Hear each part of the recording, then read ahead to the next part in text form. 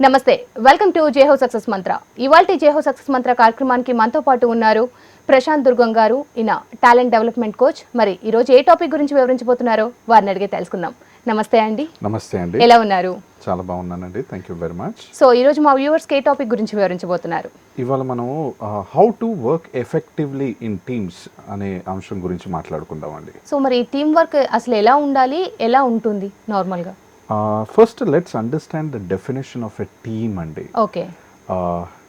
Team, group అనే words మనం చాలా వింటూ ఉంటాం. మరి దీనికి డిఫరెన్స్ ఏంటి?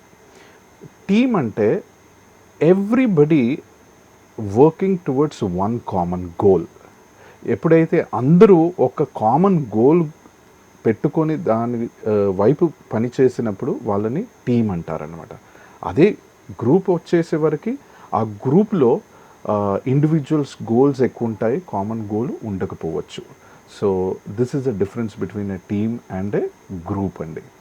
సో టీంలో ఎఫెక్టివ్గా పని చేయాలంటే ఏం చేయాలి, లేకపోతే ఎలాంటి ఇబ్బందులు వస్తాయో అది మనం డిస్కస్ చేసుకోవచ్చండి. సో మరి ఈ టీమ్ వర్క్ని అసలు ఎలా మనం బేస్ చేసుకొని ఇక్కడ వర్క్ చేయాల్సి ఉంటుంది? డెఫినెట్లీ అండి.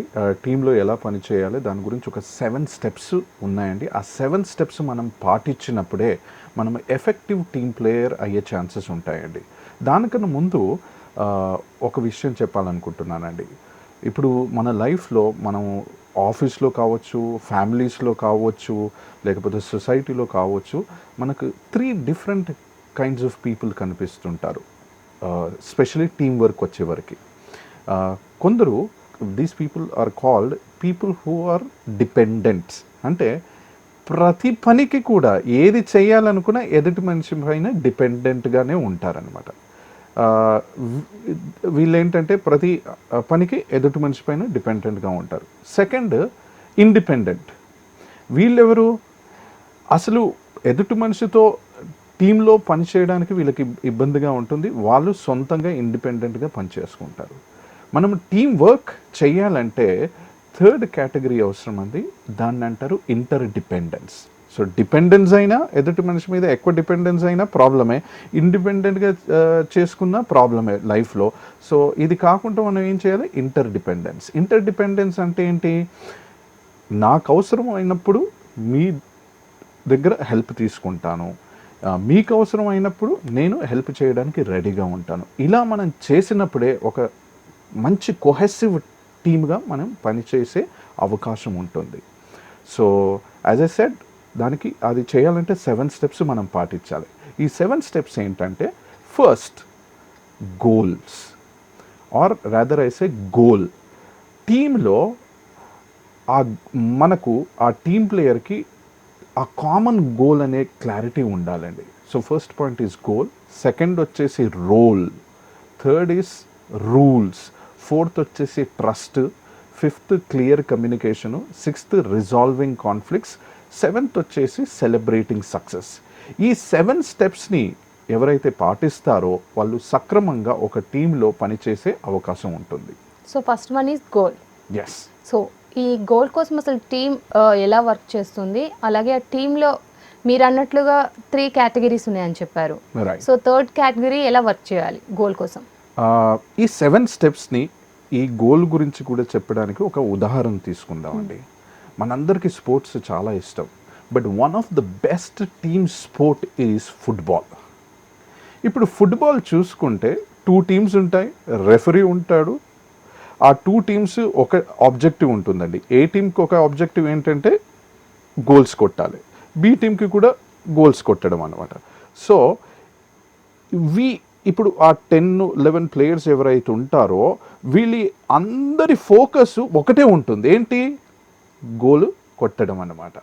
సో ఆ ఫస్ట్ పాయింట్ చాలా ఇంపార్టెంట్. ఈ ఎవరైతే టీం మెంబర్స్ ఉన్నారో ఈ టీం మెంబర్స్ అందరి గోల్ ఏంటి, ఆ గోల్ క్లారిటీ ఉందా? ఆ గోల్ క్లారిటీ ఉన్నప్పుడే వీళ్ళందరూ ఒక టీమ్గా పనిచేసే అవకాశం ఉంటుందన్నమాట. So that's the first point. Second, roles అనమాట. ఇప్పుడు టీంలో ఒక్కొక్కసారి అనుకుంటారు ఏమని, టీమ్ వర్క్ అంటే ఎదుటి మనిషి పని నేను చేయడం అనమాట. అలా కాదండి. ఎవరి పని వాళ్ళు సక్రమంగా చేశారనుకోండి, you are in fact helping the whole team. ఇప్పుడు మీరు చూస్తే ఫుట్బాల్ ఎగ్జాంపుల్ తీసుకుంటే అందరు వెళ్ళి గోల్ కొట్టరండి. గోల్ కీపర్ గోల్ దగ్గరే ఉంటారు, ఎందుకంటే తన యొక్క రోల్ గోల్ కీపింగ్ చేయడమే. అలాగనే డిఫెండర్స్ ఉంటారు, అవకాశం వస్తేనే ఎప్పుడైనా వెళ్ళి గోల్ కొడతారు. ఏంటిది, అవసరం ఉన్నప్పుడు ఎదుటి మనిషికి అవసరం ఉంటే నేను వెళ్ళి హెల్ప్ చేయడం, that's a team work. But ఆయనను పక్కకు పెట్టి నా పని ఆయన పని నేను చెయ్యను కదా, ఎందుకంటే దట్స్ నాట్ టీమ్ వర్క్. అలాగనే ఫార్వర్డ్స్ ఉంటారు, ప్లే మేకర్స్ ఉంటారు. సో ఎవరి రోల్ వాళ్ళకు ఉంటుంది, ఆ రోల్ని మనం అర్థం చేసుకోవాలండి. ఇది ఆర్గనైజేషన్లో కావచ్చు, లైఫ్లో ఒక ఫ్యామిలీలో కావచ్చు.